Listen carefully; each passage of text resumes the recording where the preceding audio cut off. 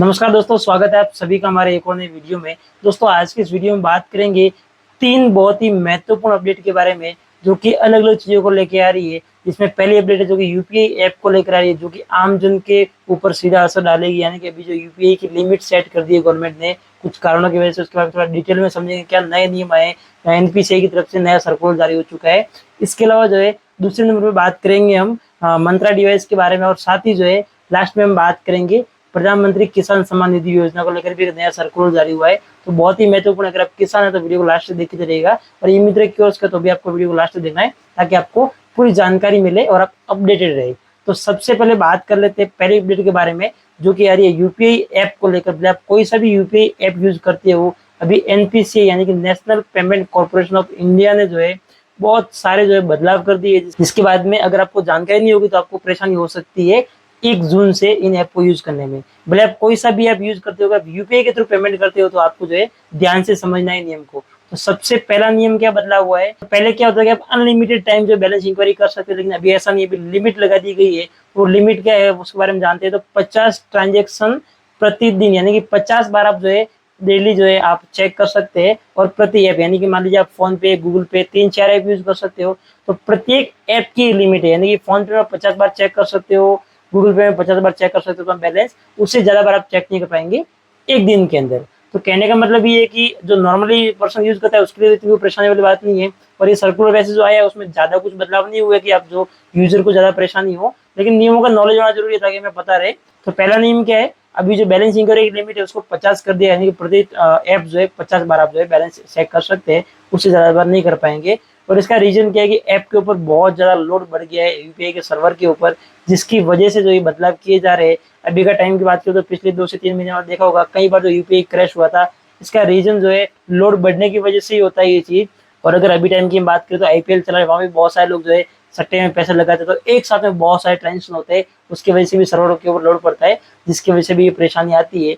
तो अभी जो है ये लिमिट लगाने का रीजन यही है। बात करते अगले बदलाव की, तो बैंक के कुछ कुछ जो पीक आवर होते हैं जिसके अंदर सबसे ज्यादा ट्रांजेक्शन होते हैं, जैसे एग्जांपल के लिए मान लीजिए मेरे पास में मेरा मोबाइल है जिसको मैंने खरीदा हुआ है बजाज फाइनेंस से, और उसकी जो है किस्त कट दी है महीने की 5 तारीख को, एग्जाम्पल के लिए बता रहा हूँ। और 5 तारीख को भी उसका एक टाइम रहता है। तो जो नॉर्मली क्या होता है कि बजाज फाइनेंस जो है एक ही टाइम पे वो एक्शन रन करता है, जिससे कि सारे ट्रांजेक्शन एक साथ होते हैं एक ही टाइम के ऊपर, एक ही क्लिक के ऊपर, तो करोड़ों के ट्रांजेक्शन होते हैं। उससे क्या होता है, बहुत ज्यादा लोड बढ़ जाता है। वैसे बहुत सारी कंपनियां हैं जो कि उनका ऑटो पे सेट किया होता है और उनकी ईएमआई करती है अपना आप, और वो जो एक ही टाइम पे करती है जिसकी वजह से भी लोड बढ़ता है। तो बैंक ने सख्त बोला है इन कंपनियों को भी, और यूपीआई के लिए भी ये जो है बताया गया है कि पीक आवर के अंदर जो है किसी भी तरह का कोई भी ईएमआई की कटौती ना करे, कभी ज्यादा टेंशन ना करे। तो पीक आवर कौन से है वो मैं आपको बता देता हूँ। तो मॉर्निंग में 10 बजे से लेकर दोपहर 1 बजे तक एक पीक आवर रहता है, इसमें सबसे ज्यादा ट्रांजेक्शन होते हैं। इसके अलावा शाम को 5 बजे से लेके रात को 9:30 बजे तक ये पीक आवर रहता है। इस दौरान जो है इनको मना किया गया कि किसी तरह से जो है जो ईएमआई का डिडक्शन है वो ना करे। तो इसमें एक सूचना आपको भी मिल गई, आपको जानकारी मिल गई, ईएमआई जो पहले किसी भी टाइम कट जाती थी दिन में, वो भी जो है पीक आवर में नहीं कटेगी। तो इसके लिए जो है आप चाहे तो अपना पेमेंट मैनेज करके उस टाइम पे डाल सकते हैं। बाकी आपको सुबह डाल रख लेना है ताकि आपको दिन में कटे तो कोई परेशानी नहीं है। ऐसा नहीं कि आप 10 बजे का वेट करोगे 1 बजे के बाद डाल देंगे, वो नहीं है। लेकिन यहाँ पर 10 बजे से लेके 1 बजे के बीच में ईएमआई नहीं कटेगी, और ना ही जो है शाम को 5 बजे से लेके 9:30 बजे के बीच में। तो एक नई अपडेट, नया बदलाव हुआ है। इसके अलावा तीसरा बदलाव हुआ है, कई बार क्या होता है पेमेंट फेल्ड होने के बाद में जो है बहुत सारे लोग फिर बार बार उसका स्टेटस देखते हैं, प्रोसेसिंग में चला जाता है, उसको देखते रहते हैं बार बार। तो आप जो है प्रतिदिन 25 बार से ज्यादा पेमेंट फेल्ड का स्टेटस नहीं देख पाएंगे। और यहाँ पर जो है बैंक्स को भी जो एनपीसीआई ने एक नई एक आदेश दिया है और बोला है कि पेमेंट फेल्ड की सिचुएशन आनी नहीं चाहिए। आप भले इसको सक्सेस या फेल्ड दिखाने के लिए 90 सेकंड का टाइम ले लो। उनको बोला है कि जैसे हम पेमेंट किया किसी को, उसके बाद में जैसे सक्सेसफुल अभी जल्दी तुरंत दिखा देता है, लेकिन बैंक को बोला है अगर आपको डाउट लगता है तो 90 सेकंड का आपने टाइम लो, लेकिन प्रोसेस में नहीं डालना है। उस चक्कर में क्या होता है, यूजर बार बार देखता है उसको, बार बार ऐप में आता है, बार बार चेक करता है उसको, उसकी वजह से ऐप के ऊपर लोड बढ़ता है और सर्वर डाउन चला जाता है। तो ये चीजें भी बहुत ज्यादा होती है, तो इसमें भी इंप्रूवमेंट किया गया है। अभी 25 बार से ज्यादा आप जो है उसका स्टेटस नहीं देख पाएंगे। और बैंक को भी बोल दिया तो आपको जरूरत ही नहीं पड़ेगी, आप जो स्टेटस देखेंगे सक्सेस हो जाएगा तो देखने की कहाँ जरूरत है। इसके अलावा एक सबसे बड़ा बदलाव जो कि मुझे पर्सनली बहुत अच्छा लगा, मैं इसको अप्रिशिएट करता हूँ, और वो ये हुआ है कि अभी जो है क्या होगा कि मान लीजिए आप किसी को ट्रांजेक्शन करते हो और कोई फ्रॉड है सामने वाला पर्सन, तो आपको उसके बारे में पहले ही पता चल जाएगा जो भी आपकी यूपीआई एप्लीकेशन है उसके माध्यम से। जी हाँ, बिल्कुल सही सुना आपने। सिंपल से एग्जांपल से समझाता हूँ। तो यहाँ पर जो जैसे मान लीजिए ट्रू कॉलर होता है, आपको पता होगा, जैसे किसी का अननोन नंबर का कॉल आता है तो आपको डायरेक्ट वहाँ पे रेड में या फिर ग्रीन में अलग अलग तरीके से दिखाता है ना, ब्लू में, कि भी कहाँ से पर्सन है, अगर फ्रॉड है तो वो भी दिखा देता है।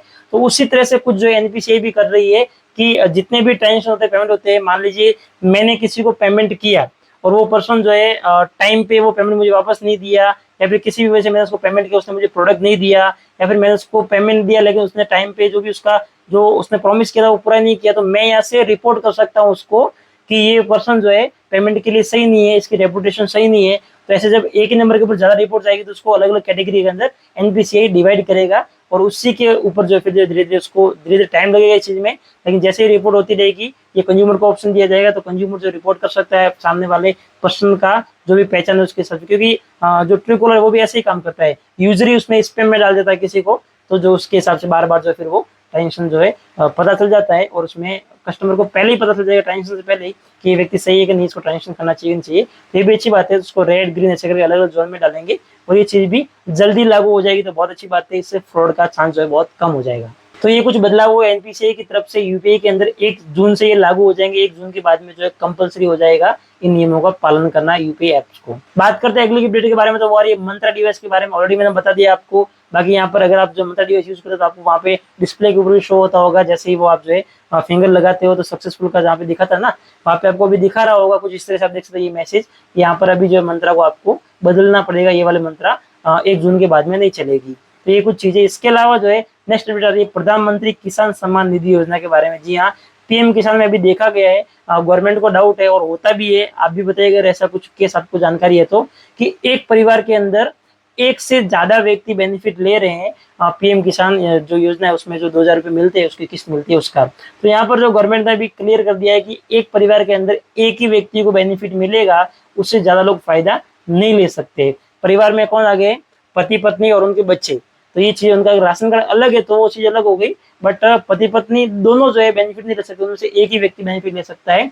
तो ये चीज को अभी जो है कंपलसरी कर दिया, अभी उसकी चेकिंग भी होगी, और अगर कोई व्यक्ति डबल ले रहा है तो उसको जो है बंद किया जाएगा, नहीं तो उसके खिलाफ कार्रवाई भी हो सकती है। तो बस दोस्तों ये कुछ 3 से 4 अपडेट थी। उम्मीद करूंगा इस वीडियो के माध्यम से आपको कुछ ना कुछ नया सीखने को मिलेगा, कुछ ना कुछ आपका नॉलेज बढ़ा होगा। सो अगर आपको वीडियो पसंद आई तो लाइक कर दीजिए, चैनल को सब्सक्राइब करके बेल आइकन प्रेस कर दीजिए। कोई भी आपका सवाल और सुझाव हो तो कमेंट करके बता सकते हैं, और अगर आपको किसी टॉपिक के ऊपर वीडियो चाहिए तो वो आप कमेंट कर सकते हैं, ताकि ऐसे इन 3 से 4 टॉपिक को मिला के एक वीडियो बना के भी आपके लिए लेकर आते रहेंगे। सो बस दोस्तों आज की वीडियो में इतना ही। हम मिलेंगे ऐसे ही किसी नई वीडियो के साथ में, किसी और नई अपडेट के साथ में। तब तक के लिए जय हिंद, जय भारत।